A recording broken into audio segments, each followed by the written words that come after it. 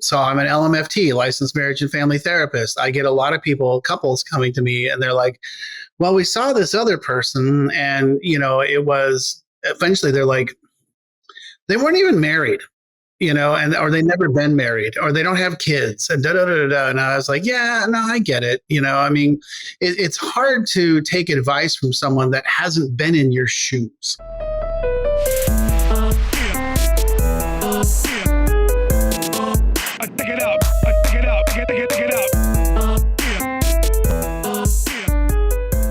Howdy, everyone. It's your host, Polly Siegel.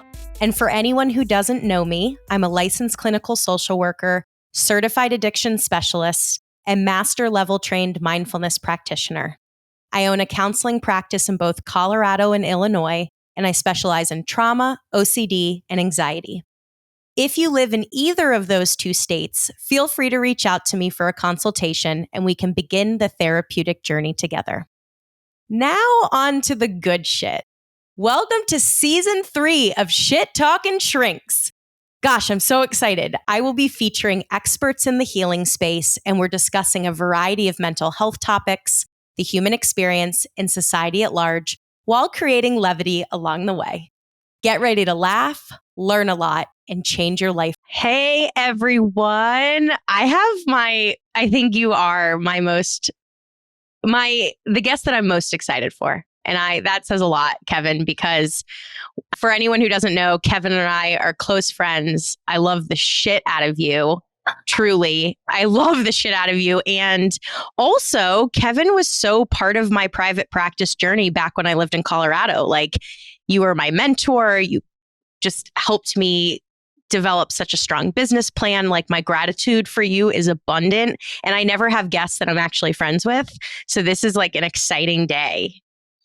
Well, gosh, thank you so much, hon. I mean, Polly, I just adore you, and I think you're the best. And I could just gush over you all day. So, and I'm so proud of you and so impressed with you and where you've gone and what you've done and I remember when you're like, I'm moving to Chicago. I'm like, great. That's a great idea. And you're like, really? I'm like, yeah, go nuts. And so I just think you're the best. Aww. Okay, now that we've basically made out. But funny, so before I moved to Chicago, for all of our listeners, I came to Kevin and I was like, all right, like, I need to find a husband. Should I go to Chicago? And he was like, you mean a place with a shit ton of Jews? I think that's a smart idea for you. I mean, there might be more there than Denver. I'm just saying, And he was not wrong, folks. He was not wrong. There's more Jews in Chicago than Denver. I mean, I'm no expert. I'm as waspy as a man can be. I mean, I'm straight up wasp. So, but I get it. Oh, my God. But I could see you, but you're essentially like an honorary Jew. Like, you just like get it. You just get it. Thank you. Oh, my God. That means so much to me. Thank you. It's definitely the way where I grew up in Palo Alto, California, and then going to college in Los Angeles. Being Jewish was not like this far out weird concept. It was just like, oh yeah, no, da da da da. Oh yeah, and by the way, he's Jewish. Whatever. No big deal. Right. And it's like, oh yeah, whatever. I mean, nobody cared. I mean, that's not true. We all know that there's weird shit that exists no matter what. But at the end of the day, it was like, no, this is my friend. It's not like when I showed up to DU and I went to class and I'm in freshman year of college and the guy said to me, I've never met a Jew before. And I was like, should I let my horns out? Like, is this the time where my retractable horns can come up? Oh my God, I can't believe you had that experience. So many people at DU had never met a Jew. Truly. Well, we had different experiences. That is really bizarre. Well, I'm sorry. That is terrible. That is just awful. I hope people can see well, we have a YouTube channel, so people are going to see your face when you're like, horns? That's pretty bad. That's a bad thing to say. Wow. And they probably never had a good bagel either, which is sad. All right, enough fucking around. We have Kevin Petersen today, who is the founder of the Chronic Hope Institute. Chronic Hope Institute, shame on me, and you also are an author and an incredible family clinician who, I mean, just your impressiveness, I could go on and on. You wear so many hats. Keep going. Yeah. We like you thick. We like your glasses.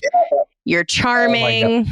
Yeah. So we have Kevin here joining me, and we wanted to pick a topic that I think, one, where we could have some fun and laugh and banter and be able to bring some levity to the conversation. But we both decided that there are so many shitty therapists out there, and it's such a daunting task to find a clinician because, one, it takes a lot of courage and vulnerability to start the process of change and transformative work. But then you have a plethora of clinicians that just fucking suck. And so we wanted to talk about, like, how do you find a good clinician? How do you find a solid therapist? What to look for? What are the red flags when it comes to therapists? And really be able to decipher between red flags, green flags, so that people can make a more informed choice. Yeah, that sounds great. And I'm just going to jump on in. So here's the thing that I think you and I probably had a similar experience that we both noticed when we started graduate school. Mm-hmm. There were people in my classes where I was like, what the hell are you doing here? And one thing I will say about Regis is they did a fairly good job of sort of, counseling those people out of the program, pretty quickly.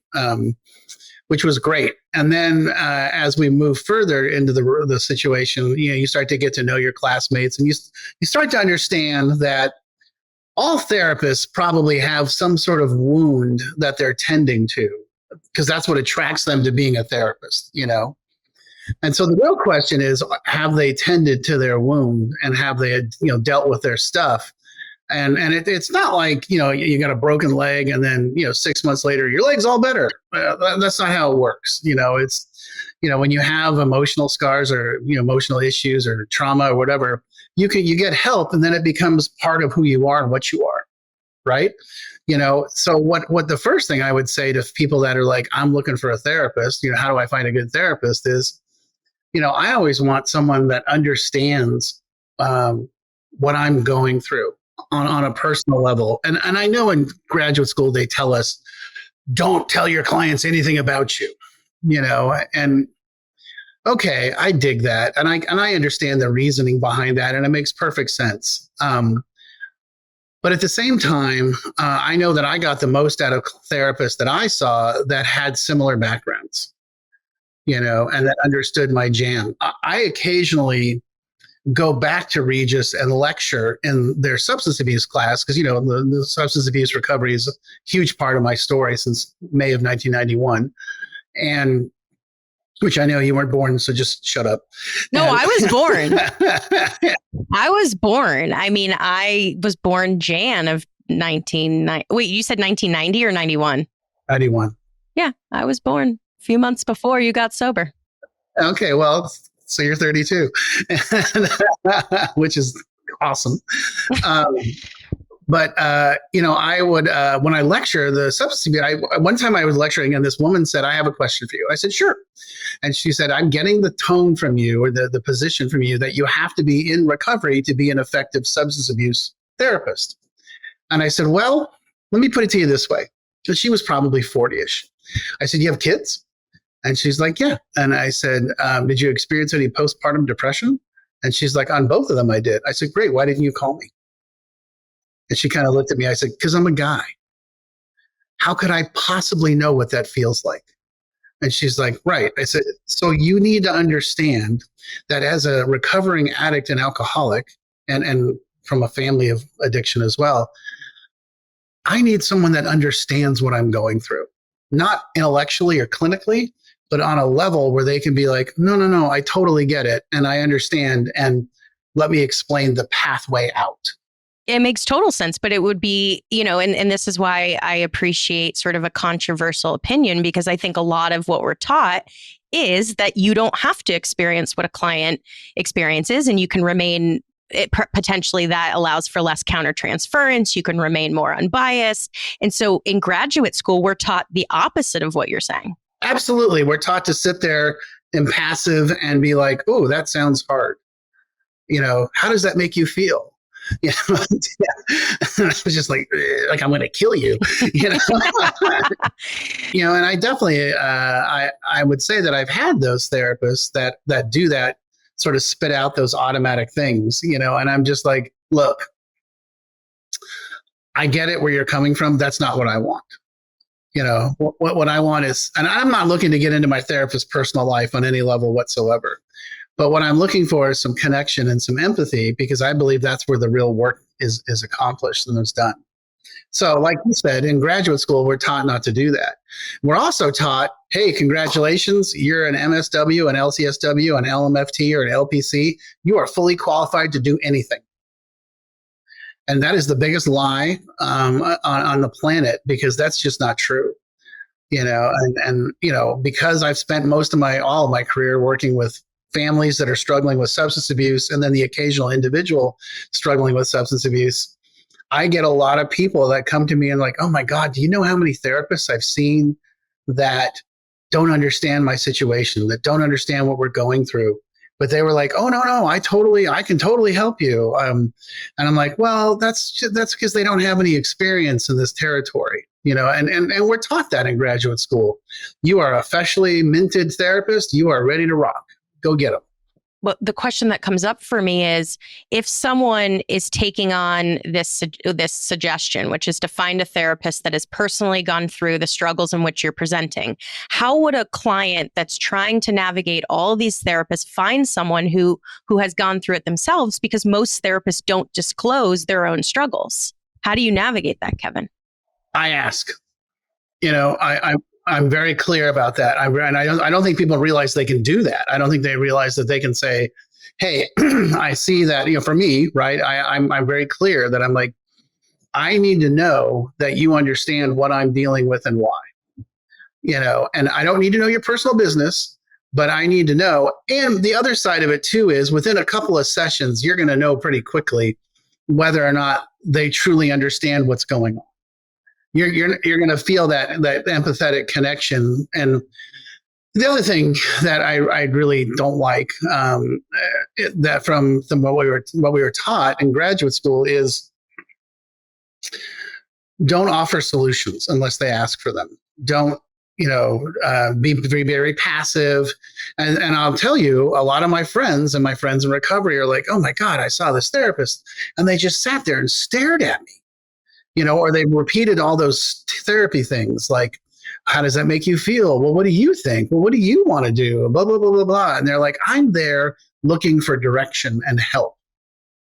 I'm not looking for this, sort of deep intellectual, stuff. And I'm like, yeah. And the thing I always challenge my friends to say is, then you need to tell them that. You need to walk in and be like, hey, I need you to be on guard. I need you to be on point with me and tell me what's up. And if they're not willing to, or they're not comfortable, then it's time for you to move on. That's not going to work for you. So it's basically empowering people to whether it's they're struggling with food addiction or substance abuse or gambling or whatever the issue is, it's being able to ask the clinician during your free consultation, hey, do you feel like you can empathetically understand, relate to what I'm going through, and has it been part of your story? And again, they don't need to tell you all the details, but there needs to be a confirmation of like, yes, I understand in some sense what it's like to step into your shoes. Absolutely. Again, as a recovering addict, they don't have to be in their own recovery, but I need to know that they've experienced this process in their world, and they get it. They understand where I'm coming from and why. And by the way, it doesn't just have to be surrounding addiction. I think the same thing exists in, so I'm an LMFT, licensed marriage and family therapist. I get a lot of couples coming to me, and they're like, well, we saw this other person, and, it was eventually, they're like, they weren't even married, or they never been married, or they don't have kids, and da da da da. And I was like, yeah, no, I get it. It's hard to take advice from someone that hasn't been in your shoes. And so I think it's critical when you're shopping for a therapist, this is to be looking for someone, go and look. So, well, this is what I'm looking for. Okay, these are the issues that I have. Now I want to find someone that has addressed or potentially addressed those issues, or who has been around the block in this territory. When I worked for 3 years in community mental health in Denver, we were doing a lot of in-home family therapy, and it was hysterical. I was 46, 47, 48, and most of my coworkers are 25. So we'd walk into this house that had adopted some kids, and they were trying to figure out what the hell to do. And this 25-year-old would be like, well, here's what you're supposed to do. And they'd look at her and be like, what the hell do you know? And I wasn't trying to be mean, but I'm like, look, I've raised kids. I've been divorced. I get it. I get where they're coming from, maybe, and I'm not trying to be in charge, but sometimes, the client just really wants to hear from someone that's walked through this process before. Sure. And I think another, as we're identifying, green lights or green flags of what to move, how to move forward and pick the right person. And someone who claims that they can do everything and anything is a huge red flag. You want to find a clinician that has a very narrow niche that specializes. Kevin does family addiction. That's his jam. It's his bread and butter. He doesn't claim to be an eating disorder specialist. Kevin doesn't, you know what you are and you represent it. And I think that is so important. I do trauma and OCD work. I personally struggle with OCD. I've done a lot of my own OCD work. I have trauma that has been part of my therapeutic journey, right? And I don't pretend to be something that I'm not. So when you're interviewing or shopping, as Kevin said, make sure they're specialized and make sure that they're highly trained in the specialty that they claim. And if it's anything under the sun, I would walk the other way. What are your thoughts on that? Oh my gosh. I mean, talk about stepping on my favorite landmine. You and I know that we have access to Facebook pages that other people, that non-therapists don't have access to, where we look for referrals back and forth. And the biggest red flag for me is when, I'll post something like, 55-year-old couple, addiction's part of the mix.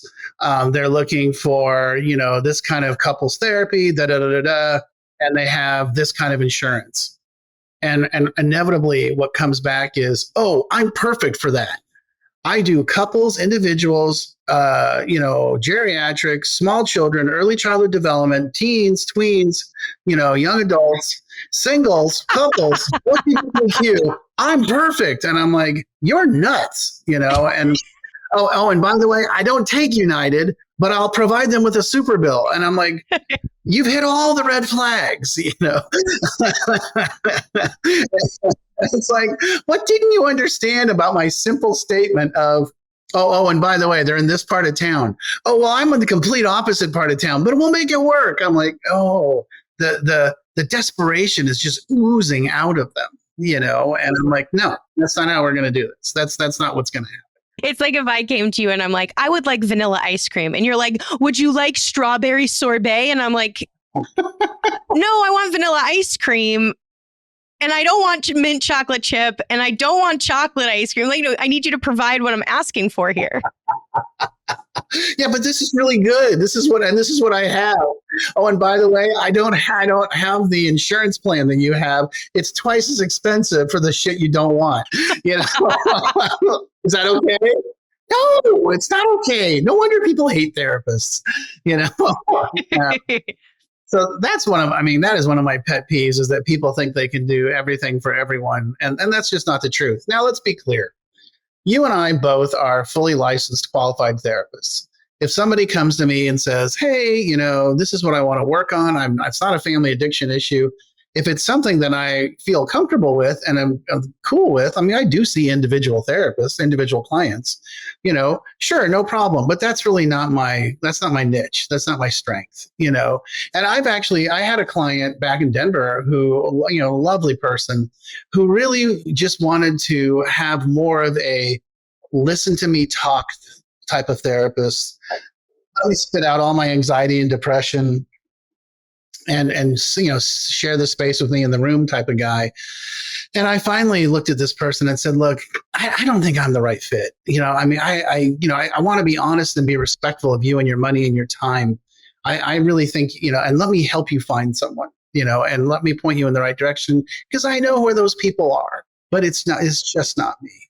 Right. But that's so brilliant what you're saying, is because a lot of times when someone goes into a consultation, they're not asking stylistically, what is the clinician's approach? Are you more someone who's going to be gentle and passive and nod your head? Are you going to be someone that challenges me and invites me to do deeper and more reflective work? And I think that's another green flag, is, do I match up with the style of the clinician? But that only is achieved by asking the right questions. Absolutely. It's funny. I just recently had a conversation with a person that was, describing, their stuff, what's going on. There was a lot of trauma and pretty severe mental illness stuff and blah, blah, blah, blah. And they're like, and I've been seeing the same therapist for 6 years. I'm like, wait, what? Why? And they're like, well, but because they know my story and I'm comfortable with them. I'm like, yeah, but you just detailed how in the last 6 years you've had so many deep-rooted struggles. Are you doing trauma therapy? No, we're doing this other kind of therapy, which had nothing to do with trauma. And I'm like, okay, time out. No. What you've done, and I see this also with therapists. I mean, this is where we're gonna get ourselves in trouble. Therapists do two things. One, they cling to clients because of the financial side of it. And they need the money. And so, and two, they're like, well, we're just going to keep going and just keep talking and no big deal. And it's like, my Lord, if I'm still seeing somebody after 5 years, I have failed them. It's like, no. You're here to address a specific issue. Let me help you address that issue and get you directed towards where you want to go and what you want to do.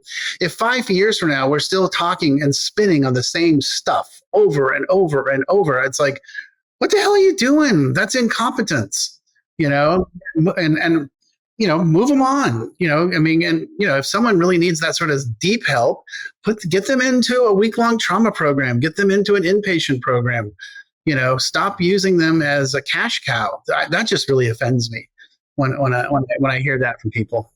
Well, and in fact, it's unethical. Because it's not just, again, it's wrong to just be collecting a paycheck, but it's also unethical because if their issues are out of your scope, it is your obligation and onus to get them into the right hands. So if someone's coming to me and we discover at some point in the journey, this might be a bad example, that there's psychosis and delusions, that's not within my scope. And I'm going to then send them to a specialist that does that day in and day out. And so that might not, I think in the interview process, making sure that they really specialize and have the proper trainings in your area, but not just anecdotally. Because I find with therapists, it's like, oh, I have experience with eating disorders. And I'm like, but have you gone through a specific training program or certification to work with that issue? And I think that's imperative to ask. Not only have you anecdotally seen it, but have you gone through specific training for it? Yeah, and when we say specific training, we're not talking about, an online seminar for an hour or two, where they got a CEU and ticked the box or, read a book.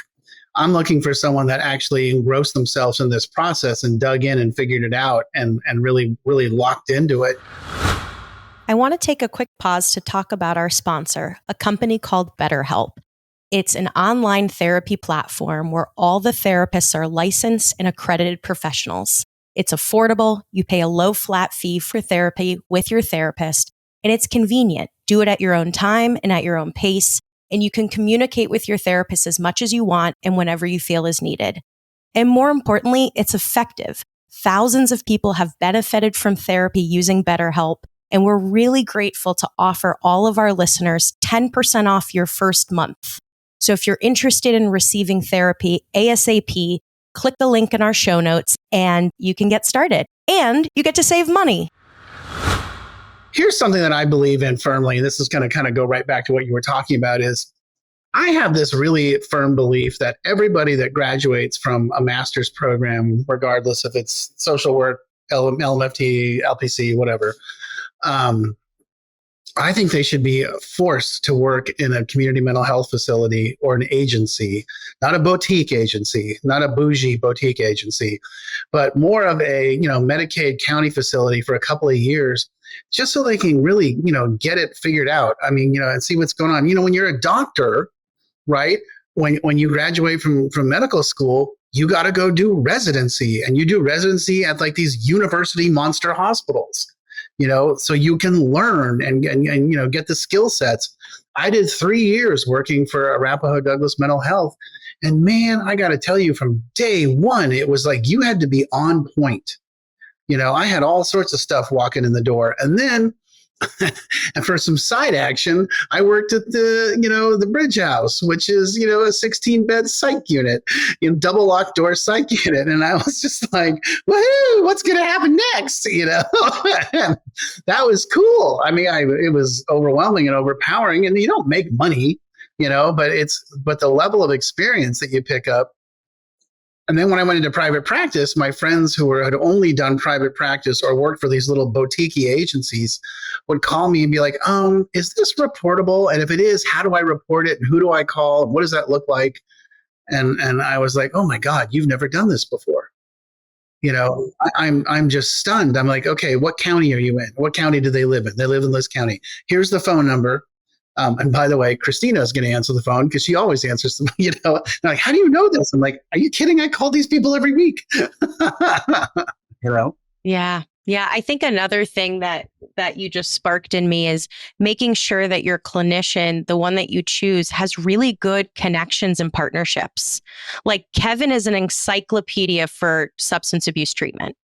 I don't go to anyone except for you. You know that. Yes, I know. Like if I have a client that needs to go to higher level of care, I don't call Joe Schmo. I call Kevin because I know he's connected. I know he understands treatment programs, and I know that he's going to make sure the client's in the best hands possible. So I think also part of the questions is, if in this journey I need more resources, what do you know? Are you connected to programs? What do your resources look like? Because going to a clinician that doesn't have any partnerships or connections outside of themselves, to me, that's limiting. And that might stop a lot of growth that could happen.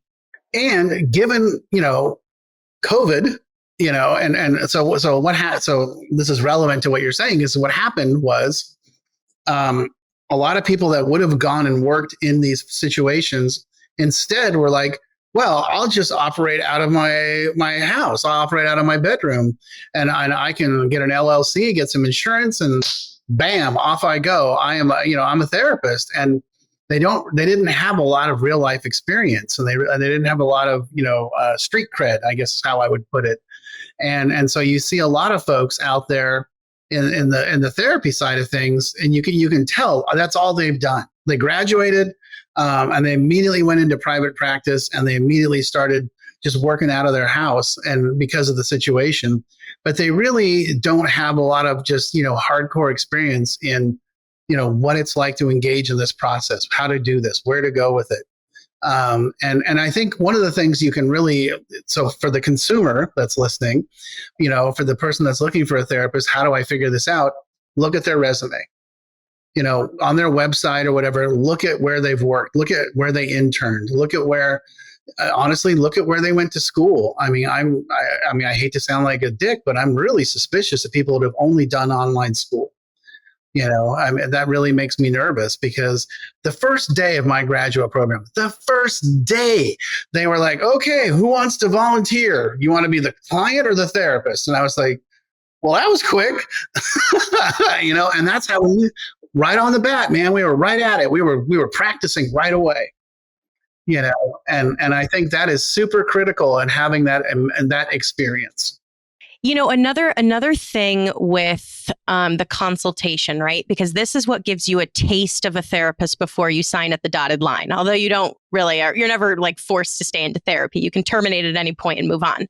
But how thoughtful were they in the consultation?